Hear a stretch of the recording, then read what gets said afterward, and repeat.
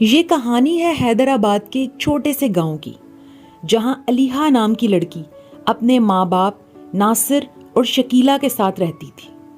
وہ لوگ آپس میں بہت پیار محبت سے رہتے تھے اور ہنسی خوشی زندگی گزار رہے تھے۔ لیکن علیحہ کی امی کی اچانک موت نے سب کچھ بدل کر رکھ دیا۔ ان کی زندگی جیسے اجڑ سی گئی تھی۔ اب علیحہ بہت تنہا محسوس کرتی تھی۔ علیحہ کی بڑھتی ہوئی اداسی اور پریشانی کو دیکھتے ہوئے ناصر نے فیصلہ کیا کہ وہ دوسری شادی کر لے گا تاکہ علیحہ کو پھر سے ماں کا پیار مل سکے۔ ایسا سوچ کر ناصر نے دوسری شادی کر لی اور راشدہ کو گھر لے آیا۔ علیحہ بیٹا، یہ تمہاری امی ہے۔ آج کے بعد یہی تمہارا خیال رکھیں گی اور تم سے پیار کریں گی۔ لیکن یہ کیا؟ راشدہ تو بالکل ناصر کی سوچ کے برعکس نکلی۔ راشدہ کو علیحہ ایک آنکھ نہیں بھاتی تھی اور وہ ہر وقت علیحہ کو ڈانٹتی رہتی اور اس پر ظلم کرتی۔ علیحہ سے پورے گھر کے کام کرواتی اور ذرا بھی پیار نہیں کرتی تھی۔ وہ سٹور سے لے کر گھر کے اوپر نیچے ہر حصے کی صفائی روزانہ علیحہ سے کرواتی۔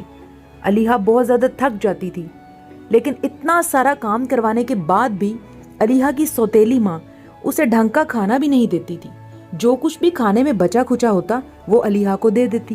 ناصر کو اس بات کا اندازہ کچھ ہی دن بعد ہو گیا تھا کہ راشدہ علیحہ کو ماں کا پیار نہیں دے سکتی۔ جو سوچ کر وہ راشدہ کو گھر لایا تھا ویسا بالکل نہیں ہو سکتا، اس لیے اس نے کچھ اور فیصلہ لیا۔ بھائی صاحب، میری طبیعت بہت زیادہ خراب رہتی ہے۔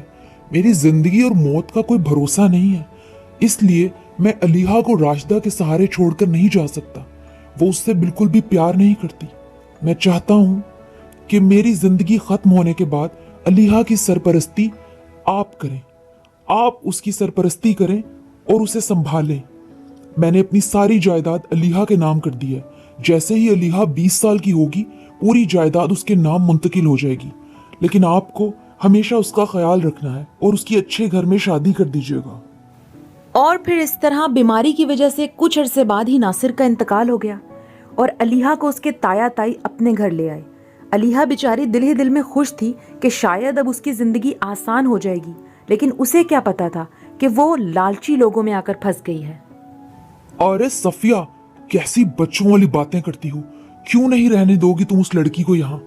تم جانتی نہیں ہو کہ ساری جائیداد ناصر اس کے نام کر کے گیا ہے۔ جیسے ہی وہ 20 سال کی ہوگی، پوری جائیداد اس کے نام ہو جائے گی اور پھر وہ جائیداد ہم اپنے نام کروا لیں گے۔ اس لیے اس لڑکی کو 20 سال کی ہونے تک ہمیں برداشت کرنا ہے۔ اس کے بعد کہیں بھی اس کی شادی کر دیں گے ہماری بلا سے۔ علیحہ کی تائی اپنی بیٹی عائزہ سے تو بہت پیار کرتی تھی، لیکن علیحہ اور عائزہ میں بہت فرق کرتی تھیں۔ عائزہ کو کسی بھی کام کو ہاتھ نہیں لگانے دیتی تھیں، جبکہ علیحہ سے پورے گھر کے کام کرواتی تھی اور علیحہ بیچاری چپ چاپ سارے ظلم سہتی رہی، پورے گھر کا کھانا بناتی اور ہر کام کرتی تھی۔ علیحہ کی زندگی کی مشکلات دن بدن بڑھتی ہی چلی جا رہی تھی اور پھر دھیرے دھیرے آخر وہ 20 سال کی ہو گئی۔ اب وہ دن آ چکا تھا جب ساری جائیداد اس کے نام ہو چکی تھی۔